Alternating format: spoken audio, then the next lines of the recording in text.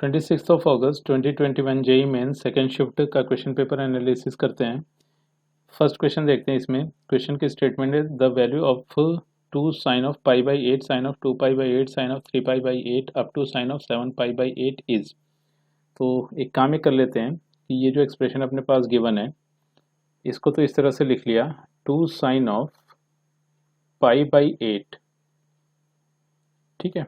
और ये जो लास्ट में sine of 7 pi by 8 given है तो इसको तो लिख दिया साइन ऑफ ये जो 7 पाई बाई 8 था इसको लिख दिया पाई माइनस पाई बाई 8, ठीक है। और बाहर साइन लगा था तो अल्टीमेटली साइन 7 पाई बाई 8 बन गया sine of pi minus pi by 8 मतलब साइन ऑफ पाई बाई 8। तो इस पे स्क्वायर लगा देते हैं, ठीक है। और साथ ही साथ ये जो 2 साइन पाई बाई 8 गिवन है, ये जो 2 साइन पाई बाई 8 गिवन है तो इसको तो लिख दिया साइन ऑफ पाई बाई 4। तो ये अपने पास आ गया साइन ऑफ पाई बाई 4, ठीक है। और ये जो साइन ऑफ 3 पाई बाई 8 है इसको फिलहाल इसी तरह लिखा अभी साइन ऑफ 3 पाई बाई 8। और इसके पहले अगर हम देखें तो 7 पाई बाई 8 के पहले कहीं हमें मिल रहा होगा 6 पाई बाई 8, ठीक है। तो इसको लिखा जा सकता है 3 पाई बाई 4। और बाहर साइन लगा हुआ था और 3 पाई बाई 4 तो इसको लिखा जा सकता है sine of pi minus pi by 4, ठीक है। तो इसे वापस से लिखा जा सकता है साइन ऑफ पाई बाई 4। तो यानी कि इसके पहले जो 6 पाई बाई 8 था that is nothing but sign pi by 4 बन गया। तो यहाँ पर इसको स्क्वायर कर देते हैं और 6 पाई बाई 8 के पहले कहीं हमें मिल रहा होगा 5 पाई बाई 8। तो इस 5 पाई बाई 8 को लिख दिया पाई माइनस का 3 पाई बाई 8। और बाहर साइन लगा हुआ था तो sine pi minus 3 pi by 8 बन गया साइन ऑफ 3 पाई बाई 8। तो इसको यहाँ पर स्क्वायर कर देते हैं।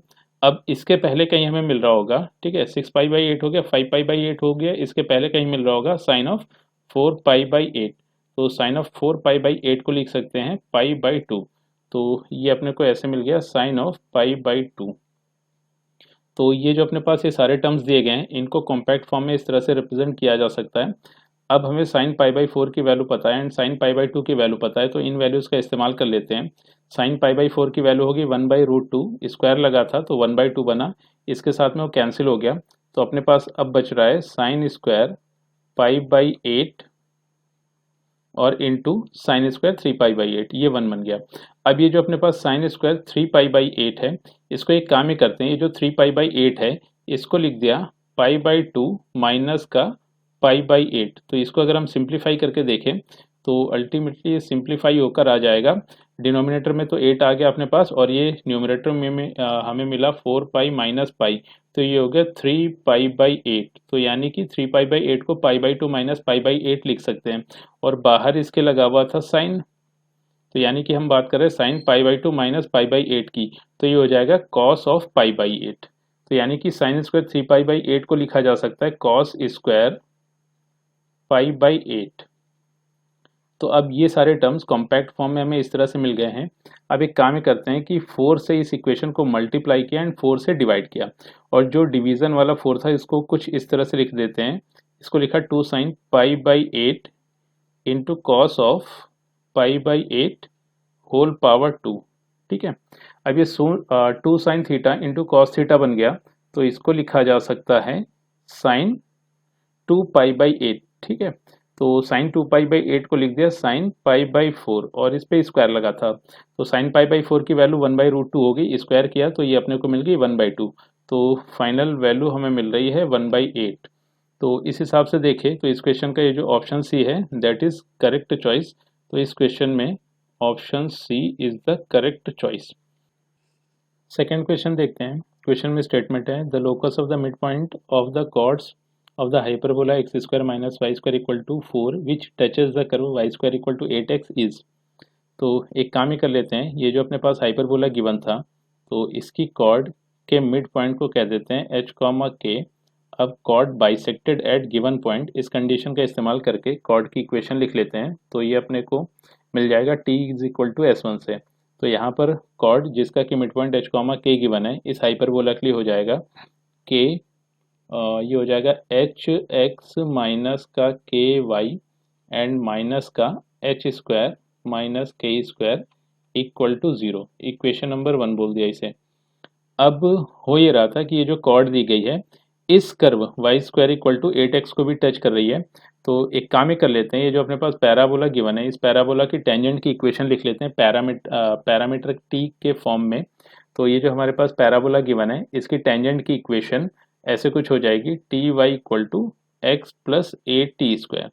ठीक है, यहाँ पर a की वैल्यू हमें 2 मिल रही है। अगर हम इस गिवन पैराबोला को पैराबोला की standard equation y square equal to 4ax से कंपेयर कर ले तो हमें यहाँ से टेंजेंट की इक्वेशन मिल जा रही है x माइनस का टी वाई और प्लस का 2t स्क्वायर। इसको कहते हैं इक्वेशन नंबर 2। तो अब हो ये रहा है कि equation number 1 and equation number 2 दोनों सेम लाइंस को रिप्रेजेंट कर रहे हैं। अब अगर ऐसा है तो इनके जो कोफिशिएंट्स होंगे वो प्रोपोर्शन में होंगे। तो यहाँ से हमें मिल गया h/1 k/t is equal to k square minus h square by 2t square. तो इसको फर्दर सिंप्लीफाई कर लेते हैं। एक काम ही करते हैं, पहले और सेकंड प्रोपोर्शन को साथ में ले लिया तो यहाँ से t की वैल्यू अपने को मिल गई है k/h and first and third proportion को साथ में ले लेते हैं। तो यहाँ से रिजल्ट मिला h/1 is equal to k square minus h square divided by 2 into के स्क्वायर बाई एच स्क्वायर। तो एच स्क्वायर पलट के इस तरह से ऊपर आ गया। अब एक काम ही करते हैं, इस h से एक ही h कैंसिल हो गया तो फर्दर सिंप्लीफाई करें तो यहाँ से मिल रहा है 2k square is equal to k square minus का एच स्क्वायर टाइम्स h।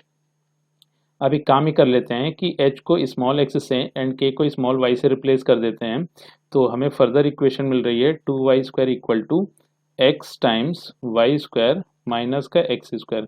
इसको आगे सिंप्लीफाई करें तो यहाँ से मिल रहा है एक्स वाई स्क्वायर माइनस का एक्स क्यूब। इसे और सिंपलेस्ट फॉर्म में लिखे तो यहाँ से अपने को रिजल्ट मिल जाएगा एक्स क्यूब माइनस का एक्स वाई स्क्वायर प्लस का 2y स्क्वायर इक्वल टू 0। तो यही वो रिक्वायर्ड लोकस है। ठीक है, तो अब अगर हम ऑप्शंस चेक करें तो एक्स क्यूब माइनस का y square x plus 2y square, तो इस हिसाब से जो ऑप्शन ए गिवन है that is our correct choice. तो इस क्वेश्चन में option A is the correct choice. Question number 3 देखते हैं। क्वेश्चन में स्टेटमेंट है if 2x square d y plus e power y minus 2x d x equal to 0 and y of e equal to 1 then the value of y of 1 is. तो एक काम ही कर सकते हैं कि अगर इस पूरी इक्वेशन को dx से डिवाइड कर दें और फर्दर कुछ मैनिपुलेशन अप्लाई कर दें तो होगा ये कि ये लीनियर फॉर्म में कन्वर्ट हो जाएगी। मगर एक काम इसमें ये भी कर सकते हैं कि अगर इसको थोड़ा सा एडजस्ट कर दिया जाए तो पॉसिबिलिटी ये है कि ये एग्जैक्ट फॉर्म में कन्वर्ट हो जाए। तो देखते हैं एग्जैक्ट फॉर्म में इसे कन्वर्ट करके किस तरह से मैनिपुलेट कर सकते हैं। तो सबसे पहले तो इसको इस तरह से लिख लिया क्योंकि अपने पास 2x square d y plus का e y d x and minus का 2x d x equal to 0। ठीक है, अब एक काम ही कर लेते हैं कि ये जो अपने पास इक्वेशन आई है इस इक्वेशन को e पावर माइनस वाई से मल्टीप्लाई कर देते हैं। जैसे ही इस इक्वेशन को e पावर माइनस वाई से मल्टीप्लाई किया तो ये हो गया 2x square e power minus y d y plus d x और यहाँ से मिल गया माइनस का 2x e power minus y d x equal to 0।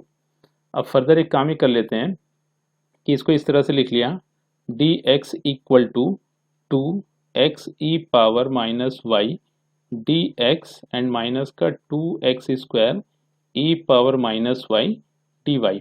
अब एक काम ही कर लेते हैं कि पूरी इस इक्वेशन को, ये जो हमारे पास नई इक्वेशन आई है इसको 2x से डिवाइड कर दिया और इसको फर्दर इस तरह से लिख दिया 1/2 times d x by x equal to, और राइट हैंड साइड पे अपने को ये इस तरह से कुछ रिजल्ट मिल रहा है माइनस का e power minus y d x minus का x e power minus y d Y.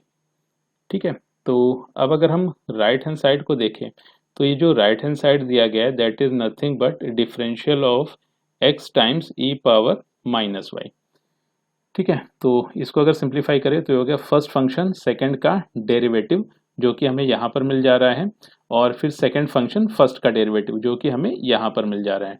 तो बिल्कुल ठीक है, e power minus y d x minus x e power minus y d y, इसको लिख सकते हैं differential of x e power minus y.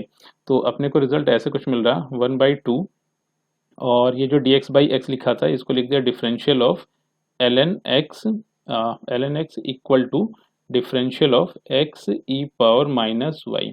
तो अब एक काम ही कर लेते हैं, इस पूरी इक्वेशन को जैसे ही इंटीग्रेट किया तो रिजल्ट अपने को मिल रहा है 1/2 times ln x equal to x e power minus y plus एक इंटीग्रेशन कांस्टेंट।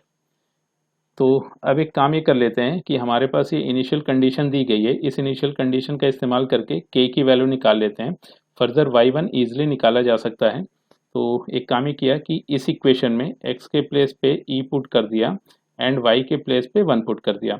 तो जैसे ही ये वैल्यूज पुट की तो अपने को रिजल्ट मिल रहा है 1/2 times ln e equal to e times e power minus 1 plus K. तो ये तो 1 हो गया, ln e की वैल्यू 1 हो गई।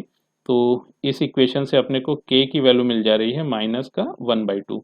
तो k की वैल्यू वापस से इस इक्वेशन में पुट कर देते हैं। तो यहाँ से अपने को रिजल्ट मिला 1/2 times ln of x equal to x e power minus y and minus का 1/2। ठीक है। अच्छा बात ये थी कि यहाँ पर हमें ln of mod of x लिखना चाहिए था। अब हो ये रहा था कि यहाँ पर भी हमें पॉजिटिव क्वांटिटी दी गई है एंड यहाँ पर भी पॉजिटिव क्वांटिटी दी गई थी। तो इस वजह से इसको ln x ही लिखे तब भी कुछ फर्क नहीं पड़ रहा है। ठीक है। तो फर्दर आगे मैनिपुलेट कर लेते हैं इसको। अब हमारा ऑब्जेक्टिव था कि y1 की वैल्यू पता करें। तो एक काम ये कर लेते हैं कि ये जो हमारे पास इक्वेशन दी गई है, इस इक्वेशन में x के प्लेस पे 1 पुट कर देते हैं। तो जैसे x के प्लेस पे 1 पुट किया तो ln1 ये बन गया 0 इक्वल टू ये 1 पुट किया और फर्दर हमें मिला e पावर माइनस का y ऑफ 1। ठीक है, y ऑफ 1 और ये हो गया माइनस का 1/2। तो फर्दर सिंप्लीफाई करें तो यहाँ से अपने को रिजल्ट मिला e पावर माइनस का y ऑफ 1 इक्वल टू 1/2। तो इसको सिंप्लीफाई करें अपने को रिजल्ट मिल रहा है 1 upon e power y of 1 equal to 1/2। तो इसको फर्दर सिंप्लीफाई करें तो यहाँ से अपने को y ऑफ 1 की वैल्यू मिल गई है 2। ठीक है, तो इसको करेक्ट कर लेते हैं, ई पावर y ऑफ 1 की वैल्यू अपने को 2 मिल गई है। तो एक काम ही कर लेते हैं, इस इक्वेशन का लॉग ले लेते हैं। तो जैसे इसका नेचुरल लॉग लिया तो यहाँ से अपने को मिला y of 1 equal to ln 2। तो इस हिसाब से अगर हम देखें तो ऑप्शन ऑप्शन सी करेक्ट हो जाता है। तो इस क्वेश्चन में जो ऑप्शन सी है that is our correct choice.